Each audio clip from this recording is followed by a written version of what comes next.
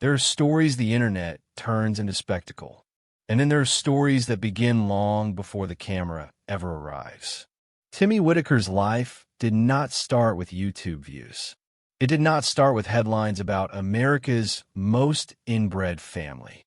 It did not start with viral clips or donation links or comment sections full of theories. It started in 1979 in a small, rural community called Odd, West Virginia. To understand Timmy's story, we have to separate what is documented from what is assumed. Because when a family becomes a public curiosity, speculation multiplies faster than facts. And nowhere is that more true than when people ask the question that has followed Timmy for decades. Who is his father? Before we approach that question, we begin with what is publicly known. Timmy Whitaker was born in 1979 to Lauren Whitaker, a member of a family that had already lived for generations in extreme poverty and isolation in rural Appalachia. Lauren was described in public interviews and footage over the years as having significant developmental disabilities. She was largely nonverbal, communicating through limited sounds and gestures. Family members often indicated that she understood more than she could express, but she relied heavily on siblings for daily care. The Whitaker household itself was small and crowded. Multiple adult siblings lived together. Utilities were inconsistent over the years. Running water was not always available. Income was limited. The family survived through disability benefits, odd jobs, coal heat, and community assistance. When Timmy was born, no public record ever identified his father. There was no documented paternity acknowledgement, no public court case establishing support, no confirmed criminal case identifying a perpetrator, no official statement naming a person. And that absence of information became the seed of decades of speculation. What we can say with certainty is this: Timmy grew up in the Whitaker household. He was raised not by a nuclear family structure, but by a collective one. His Aunt Betty Whitaker became a primary caregiver figure. His uncles Larry and Kenneth were present in his life. Ray Whitaker, who also had communication difficulties, shared space and daily routines with him. Timmy did not grow up alone. He grew up surrounded by family. From early childhood, Timmy displayed developmental challenges similar to some of his relatives. His speech was limited. His motor coordination was uneven. He required supervision. He did not communicate in full sentences. Observers over the years have speculated about autism or other cognitive conditions, but no publicly released medical records confirm a specific diagnosis.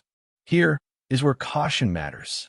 The internet has repeatedly claimed that Timmy's condition proves something about his father, that he must have been a relative, that incest must have occurred again, that his disabilities confirm a genetic link. But there is no verified documentation publicly confirming that. Disability does not automatically equal incest. Cognitive impairment does not establish paternity. Physical similarity does not equal proof. In isolated rural communities with limited healthcare access, developmental conditions can arise from numerous factors: genetic predispositions, prenatal care limitations, environmental exposure, untreated medical complications, malnutrition, or combinations of all of the above. Speculation is not evidence. So what do we actually know about the father question? We know the family has never publicly identified him. We know no court record has publicly surfaced naming him. We know no confirmed criminal conviction related to Timmy's conception has been publicly documented. We know Lauren was vulnerable. We know rural investigations in the late 1970s were often limited in resources and oversight. Beyond that, the record goes quiet. And in that silence, people filled in their own answers. As Timmy grew older, something happened that complicates the simplistic narrative often told about him. He attended school, not casually, not briefly. He completed high school. Based on his 1979 birth year, he would have graduated around 1997 or 1998. Public accounts from former classmates have indicated that he was enrolled in special education classes. Some former students have stated that he used a different last name during school, reportedly to avoid stigma associated with the Whittaker name. That detail, if accurate, says something profound. It suggests awareness. It suggests social pressure. It suggests that even as a teenager, Timmy understood that his family carried a reputation. And despite the barriers, poverty, disability, isolation, stigma, he graduated. That is a documented milestone. After high school, Timmy returned home. There were no structured adult support programs publicly visible at the time. No independent living pathway. No employment pipeline. Like many adults with significant disabilities in rural communities, he remained with family. For years, his life remained largely invisible to the outside world. Until 2004. That was the year photographer Mark Lyda first encountered the Whittaker family while working on a photography project documenting marginalized communities across America. Initial contact was tense. Neighbors were protective. Outsiders were not always welcomed. Eventually, Lyda gained access and photographed the family for his book Created Equal, published in 2009. The world noticed. But it wasn't until 2020 that the Whittakers became globally known. That year, a documentary-style interview was uploaded to the YouTube channel Soft White Underbelly. The video went viral. Millions of viewers watched. The Whittaker name spread across social media, and Timmy's face, once shielded by anonymity, became instantly recognizable. With viral attention came donations. A public fundraiser was established to improve living conditions. Tens of thousands of dollars were raised. Renovations were completed. A roof was repaired. Heating improved. Vehicles were purchased. For the first time in decades, the Whittaker property saw structural upgrades. But internet fame is a double-edged sword. Attention brought scrutiny. Scrutiny brought speculation. Speculation brought conflict. Questions resurfaced. Who was Timmy's father? Was his conception the result of assault? Was it incest? Was someone in the family responsible? Why was no one charged? The answers remained absent. And then, in September 2025, the situation changed dramatically. West Virginia Adult Protective Services removed 3 family members from the property: Ray Whittaker, Lauren Whittaker, and Timmy Whittaker. They were placed into state care. Betty and Larry remained at the home. No detailed public explanation was released due to privacy protections surrounding adult protective cases. We do not know the specific legal findings. We do not know the internal assessment criteria. We do not know the full safety evaluation. We know only that the state intervened. And as of early 2026, Timmy remains in care. Some argue the removal was necessary due to health and safety conditions. Others argue it was an overreach. Some blame online exposure. Some blame living conditions. Some blame exploitation concerns. Some blame systemic neglect. What we do not have is a publicly released case file. Which brings us back to the question people continue to ask. Who is Timmy Whittaker's father? Here is the responsible answer. We do not know. There is no verified public document identifying him. There is no confirmed criminal conviction attached to his name. There is no DNA test released. There is no official paternity ruling publicly accessible. Anything beyond that is theory. And when dealing with a living, vulnerable adult who cannot advocate for himself, theory can become harm. What remains undeniable is this. Timmy Whittaker was born into poverty. He was raised in isolation.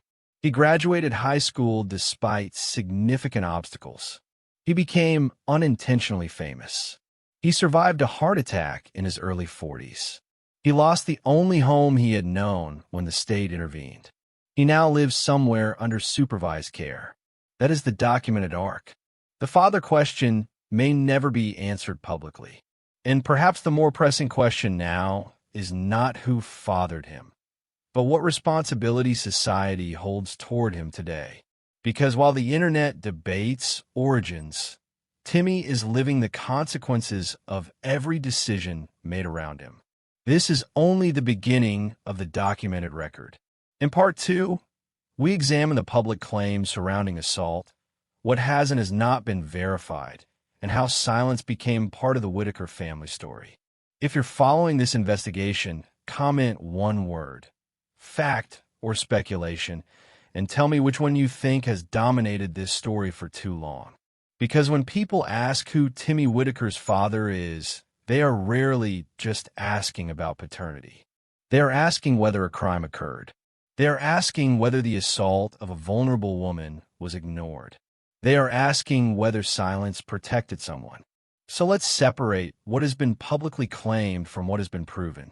Over the years, in various interviews and online discussions, it has been stated that Lauren Whittaker was sexually assaulted before Timmy was born. That claim appears in multiple retellings of the family's history.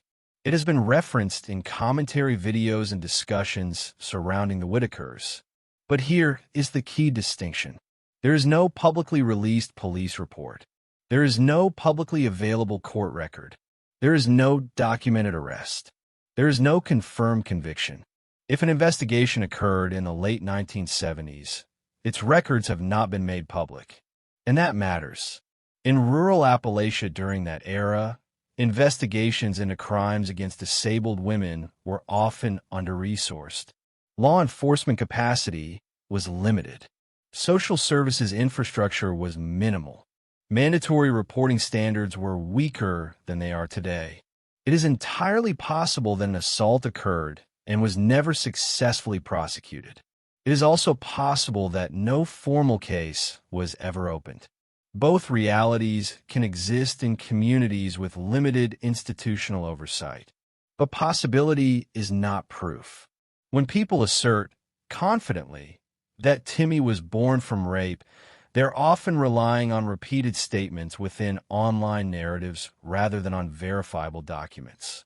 That does not automatically mean those statements are false, but it does mean they remain unconfirmed. Now, consider the second layer of speculation. Some online commentators have suggested that because the Whittaker family has a documented history of consanguineous relationships in prior generations, Timmy's father must have been a relative. Again, no public evidence confirms that. Genetic similarity is not legal evidence. Physical resemblance is not forensic proof. Cognitive disability does not establish incest. The Whittaker family tree has been widely discussed.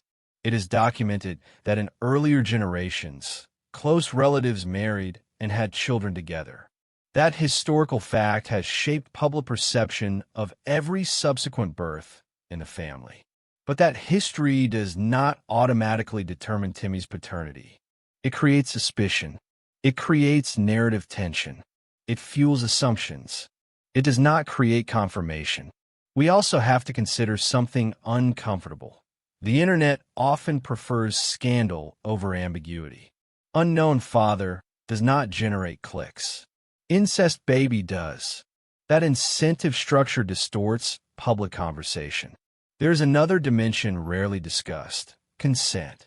Lauren Whittaker has been described consistently as nonverbal and significantly cognitively impaired. If that description is accurate, then any sexual encounter involving her would raise serious consent questions. But again, no court record has publicly confirmed a criminal determination. If an assault occurred, it was a crime against a vulnerable woman. If an assault occurred and went unprosecuted, it reflects systemic failure. If no assault occurred and the father was simply unknown or uninvolved, that is a different reality entirely. The problem is that we do not have documented clarity. What we do have is the lived reality that followed. Timmy was raised without a father figure publicly identified. There is no record of child support proceedings, no documented custody disputes, no known paternal visitation, no publicly identified paternal family involvement. From childhood through adulthood, Timmy's life appears to have centered entirely around the Whittaker household. Now consider the practical implications of that.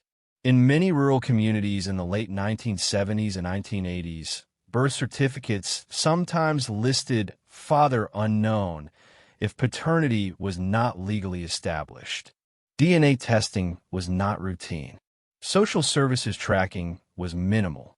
If the mother could not articulate an accusation and no one pressed charges, cases often stalled. That historical context matters when evaluating the silence. Silence does not automatically equal conspiracy. Sometimes silence equals neglect. Sometimes it equals shame. Sometimes it equals lack of institutional follow-through. Sometimes it equals a family deciding to handle matters privately. Sometimes it equals fear. We cannot project motive without evidence. There is also an ethical dimension here. Lauren, Timmy's mother, has never been able to publicly tell her story in her own words. She is nonverbal. She has been filmed over the years, but never interviewed in a way that allowed her to narrate events surrounding Timmy's conception. That means every version of the story has come from secondary sources. Betty Whittaker has never publicly named a perpetrator. Larry Whittaker has never publicly named a perpetrator. No sibling has publicly identified someone. No neighbor has come forward with documented proof. No official statement has been released naming a suspect. In criminal justice terms, that leaves us with an unresolved allegation, not a proven case. Now, consider the broader consequences of misidentification. If the father were a living individual in that community and internet speculation named him without evidence, that could constitute defamation. If the father were deceased, unverified claims would still harm living relatives. If the father were unrelated to the Whittakers entirely, speculation about incest would be falsely attaching stigma. So the responsible position is restraint. That does not mean ignoring the possibility of assault. It means refusing to invent details. There is another layer rarely acknowledged: Timmy himself. As of 2026, Timmy Whittaker is in state care. He is an adult with significant developmental limitations. He cannot publicly clarify the story. He cannot demand a DNA test on camera. He cannot issue a statement correcting rumors. He exists in a world where strangers debate his conception. That reality alone should slow the tone of public discussion. There are also structural reasons why the father question may never be answered publicly. If a criminal case was never opened, there may be no surviving investigative file. If a criminal case was opened but sealed due to victim privacy protections, records may remain confidential indefinitely. If guardianship proceedings exist for Timmy or Lauren, those records are typically sealed. If DNA testing has never been conducted, the question remains biologically open. And even if DNA testing were conducted privately, results are not automatically public record. So when people ask, why won't they just tell us? They may be assuming information exists that is either sealed, lost, or never formally created. This leads to an uncomfortable but necessary conclusion. It is possible that no one alive today has definitive, documented proof of Timmy's father. That does not make the question illegitimate. It makes it historically unresolved. There is also a psychological element. For viewers encountering the Whittaker story for the first time, the unknown father becomes a narrative anchor. It feels like the missing piece that explains everything. But lives are rarely that simple. Timmy's developmental profile cannot be reduced to one genetic variable. His health outcomes, including a reported heart attack in his early 40s, cannot be pinned solely on paternity. Environmental stress, poverty, diet, limited healthcare access, chronic stress, and genetic predisposition all intersect. Reducing his entire identity to who fathered him strips away decades of lived experience. Which brings us to a broader ethical question. What does the public gain by knowing? If the father were identified tomorrow, would that change Timmy's current reality? Would it return him home? Would it improve his medical care? Would it repair decades of isolation? Or would it simply satisfy curiosity? Curiosity is human, but when curiosity intersects with vulnerability, restraint becomes moral. This does not mean abandoning the possibility that injustice occurred. If Lauren was assaulted and no one was held accountable, that represents systemic failure. If evidence exists and remains hidden, that deserves scrutiny.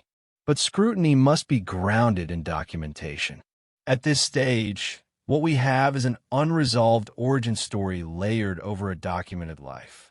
Timmy Whittaker, born 1979, raised in Odd, West Virginia, graduated high school, lived with family for over 4 decades, survived significant health events, became globally known through viral media, removed to state care in 2025, currently under supervision in an undisclosed facility.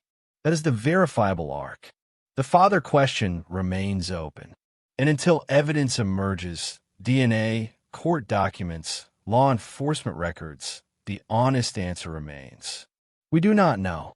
In Part 3, we will examine how internet fame reshaped the Whittaker family narrative, including how speculation about Timmy's father intensified after viral exposure, and how public attention may have influenced the events that led to state intervention. Before moving forward, answer this in the comments with one word: justice, if you believe the focus should remain on investigating the alleged crime. Or privacy, if you believe protecting Timmy's present matters more than solving his past. When the internet found the Whittakers, the story changed. Not their daily routine, not their porch, not their poverty. The story, before viral exposure, the Whittakers were a local reality in Odd. Known, whispered about, sometimes protected, sometimes mocked, but contained within geography. After 2020, they were global. And that shift matters when we talk about Timmy and about his father. Because once millions of strangers began watching, the unanswered question of paternity stopped being private ambiguity and became public obsession. It started with exposure through soft white underbelly created by Mark Lyda. The videos were raw, minimal editing, long interviews, no dramatic music, just people speaking about their lives. For many viewers, it felt compassionate. For others, it felt exploitative. But regardless of perspective, the outcome was measurable: tens of millions of views. And once a video crosses that threshold, the audience changes. Early viewers may be curious. Later viewers arrive because it is viral. After that, commentary channels arrive. Then reaction channels. Then speculation channels. Then the narrative fractures. Timmy, who had lived his entire life in relative obscurity, became a face on thumbnails. Lauren became a symbol. Betty became a spokesperson. Larry became quotable. Ray became meme-ified. And Timmy became a question mark. Who is his father? The question intensified not because new evidence appeared, but because visibility increased. That is an important distinction. Virality does not create new facts. It creates amplification of old uncertainty. When people saw Timmy on screen, nonverbal, visibly developmentally impaired, sitting quietly on the porch, they tried to reverse engineer his life from appearance alone. They made inferences. They connected dots that may or may not connect. They pulled at the thread of family history, the documented consanguineous marriages in prior generations, and applied it forward to him.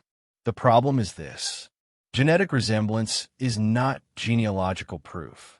Yet once an audience begins repeating a theory, repetition begins to resemble certainty. That is how online narratives harden. And the father question became one of the hardest. But something else happened during those viral years. Money entered the equation. Crowdfunding campaigns were created. Donations were sent. Vehicles were purchased. Home repairs were made. Medical expenses were paid. According to public fundraising pages, significant amounts of money were raised for the Whittaker family. With money comes scrutiny. With scrutiny comes suspicion. And suspicion often looks for a villain. The unknown father became a narrative villain. Unidentified, uncharged, unproven, but necessary for dramatic storytelling. Then came another layer, internal conflict. Other content creators began visiting the property. Filming increased. Allegations surfaced. Counter-allegations followed. The family, who had once been filmed occasionally, now found cameras appearing more frequently. Strangers showed up. Drones flew overhead. People knocked. People called. Timmy remained largely silent in all of it. But he was present, which raises a difficult question. Did the speculation about his father increase because people cared about justice, or because the mystery was marketable? Is possible for both motivations to exist simultaneously. There is another timeline that intersects here. Between 2020 and 2024, reports surfaced of health crises within the family. Heart attacks, emergency medical needs, fire damage to part of the property. Each event generated new waves of attention. Each wave reopened old questions. And each time the father question resurfaced. Not because new evidence emerged, but because drama renews curiosity. Then in September 2025, a major shift occurred. West Virginia Adult Protective Services intervened. Timmy, Ray, and Lauren were removed from the property and placed into state care. Betty and Larry remained. Official explanations were limited due to confidentiality laws surrounding vulnerable adults, which created a vacuum. And vacuums get filled. Some viewers blamed living conditions. Some blamed exploitation by content creators. Some blamed government overreach. Some blamed family members. Some blamed viral exposure itself. And some returned again to the father question, as if identifying the man from 1979 would somehow clarify the removal in 2025. But causation does not travel backward like that. Timmy was removed in his mid-40s, not because of his paternity, but because of present-day risk assessments made by state authorities. That distinction matters. The system does not remove adults from homes to solve unresolved origin stories. It removes based on current safety conditions, housing, sanitation, medical stability, exploitation concerns, ability to provide consistent care. So the father question, while emotionally powerful, is not legally central to Timmy's current placement. That is another uncomfortable truth. Now consider how the internet responded to the removal. Petitions were started. Change.org campaigns circulated.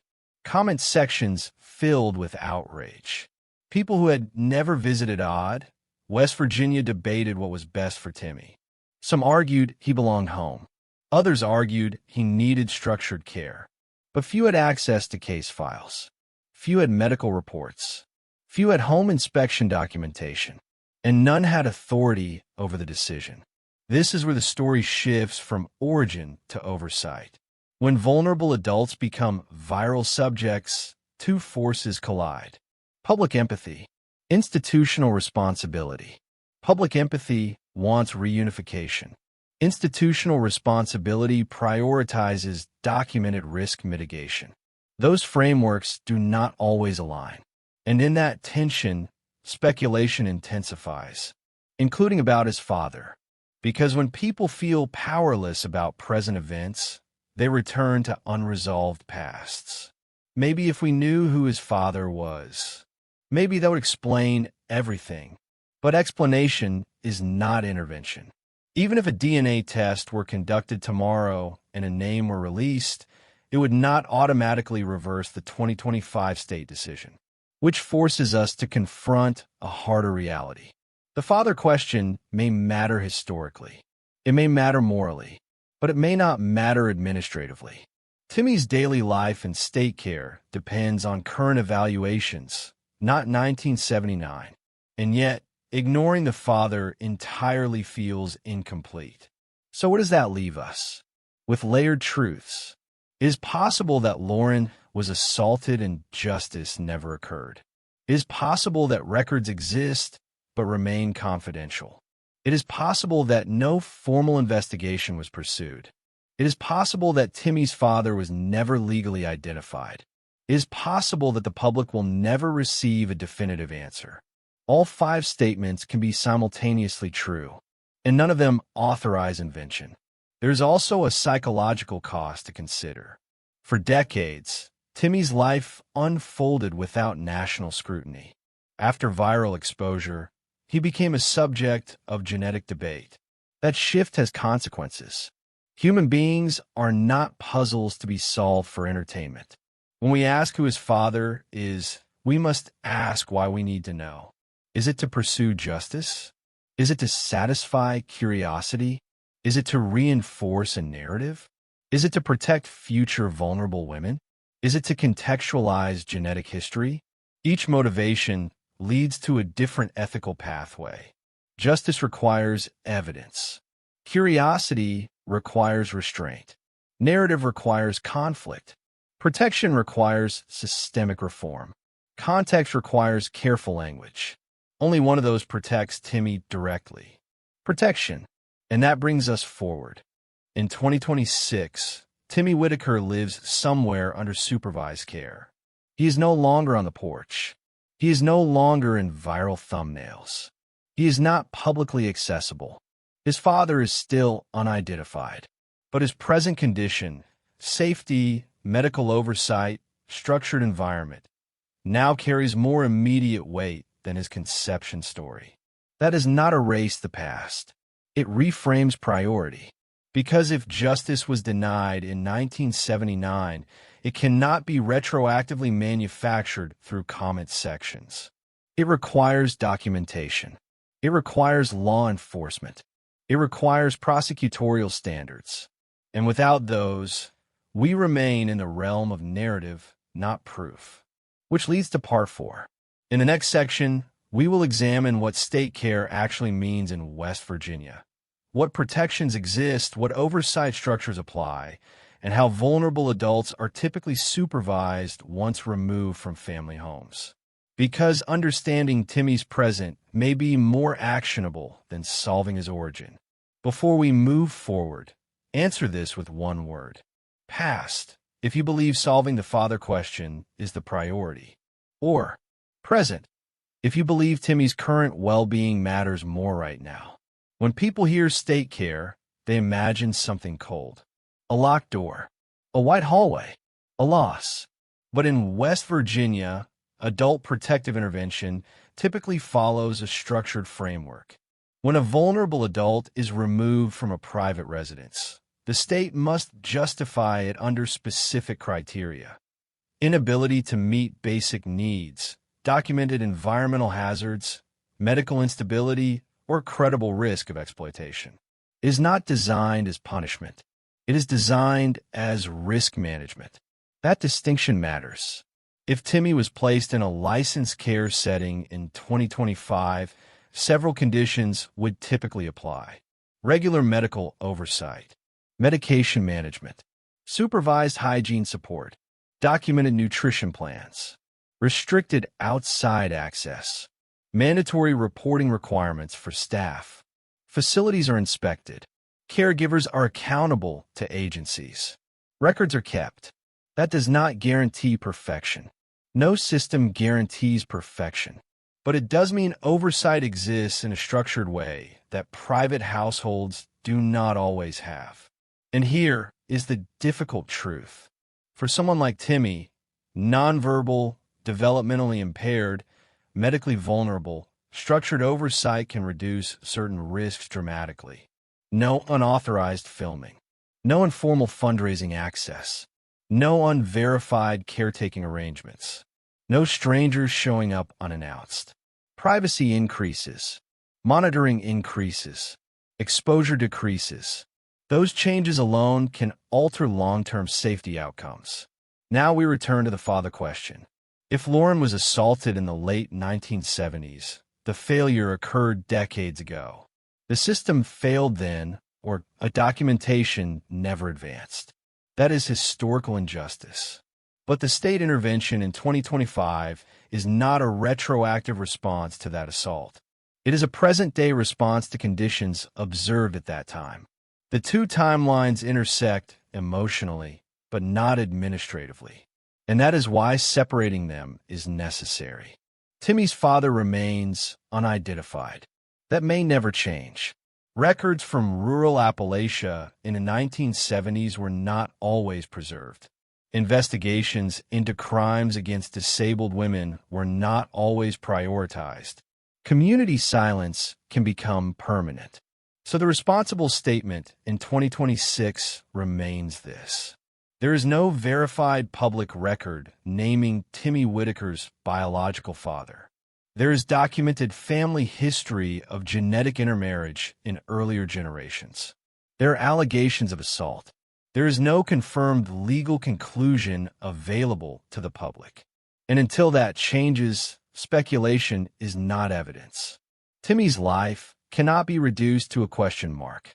He is a high school graduate, a man who survived heart attacks, a person who lived 46 years in one place before being relocated, a human being with dignity, even without a public voice. The internet may never get a satisfying answer about his father, but the more urgent question in 2026 is this. Is he safe? Because origin explains the past. Safety determines the future. If you followed this entire story, comment one word. Justice, if you believe the father's identity must still be pursued.